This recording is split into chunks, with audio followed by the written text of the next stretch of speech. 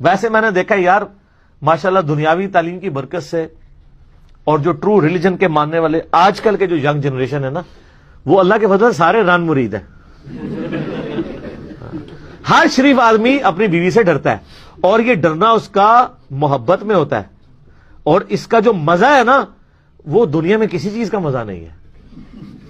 حقیقت بات ہے، اللہ نے یہ رشتہ ہی ایسا غیر معمولی رکھا ہے.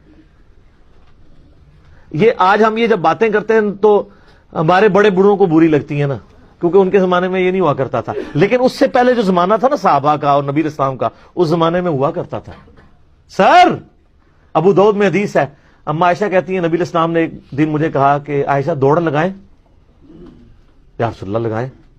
بیوی سے خاوند کہہ رہا ہے، دوڑ لگائی. حضرت عائشہ کہتی میں آگے نکل گئی. تو پھر کافی عرصہ گزرا تو ایک دن نبی اسلام نے دوبارہ کہا عائشہ ایک بار پھر دوڑ لگائیں. تو اس دفعہ نبی اسلام آگے نکل گئے اور آپ فرمایا یہ پیچھے کا میں نے بدلہ اتار لیا. وہ پہلے بھی نبی اسلام نے شفقت ہی فرمائی تھی. اچھا، بخاری مسلم میں حدیث ہے، اما عائشہ کہتی ہیں کہ نبی اسلام اتنی شفقت فرمانے والے تھے کہ مسجد نبی میں جب حبشی جو ہے وہ نیزوں کی اور تلواروں کی جنگی پریکٹس کرتے تھے نا، تو میں نے ایک دن کہا یا رسول اللہ میں نے دیکھنا ہے. تو آپ سامنے کھڑے ہو گئے تو میں آپ کے پیچھے کھڑی ہو گئی تاکہ وہ پردے سے میں یوں دیکھتی رہوں.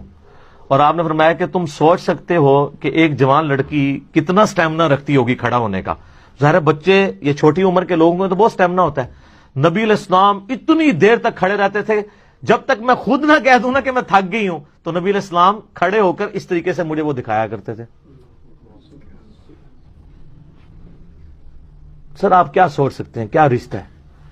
بخاری مسلم کی احادیث اٹھا کے دیکھیں، صحابہ کرام سے ذرا پوچھیں کہ نبی علیہ السلام کے گھر کی جو خبریں رپورٹ ہوئی ہیں، نبی علیہ السلام گھر آنے کے بعد کیا کرتے تھے، گھر کا کام کاج، اور اس میں فخر محسوس کرتے تھے.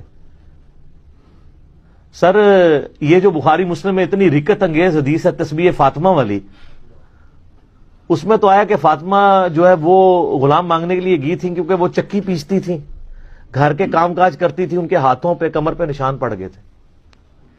تو سر وہ بھی تو بیویاں تھیں، ان کو رول ماڈل بنانا چاہیے. لیکن دوسری طرف مرد بھی تھے سر، پورا دن مزدوری کرتے تھے.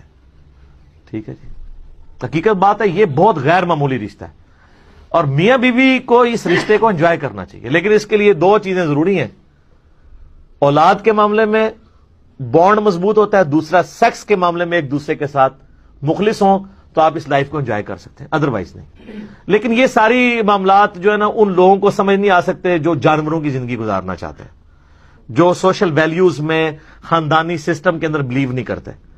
ان کے لیے تو یہی ہے کہ اللہ تعالیٰ ان کو ہدایت دے، اور اگر ہدایت نہیں ہے تو میں آخر میں ان کے لیے ایک آیت پڑھ دیتا ہوں. سورہ النور کی آیت نمبر ہے 19 پارہ نمبر 18 میں، ان الذین یحبون، بے شک وہ لوگ جو اس چیز کو پسند کرتے ہیں، ان تشیع الفاحشۃ فی الذین آمنوا، کہ ایمان والوں میں فحاشی پھیل جائے، لہم عذاب علیم، ایسے لوگوں کے لیے دردناک عذاب ہے جو مومنین کے اندر فحاشی پھیلانے کے درپے ہوتے ہیں، جو آج کل سلوگن کے ذریعے پھیلا رہے ہیں.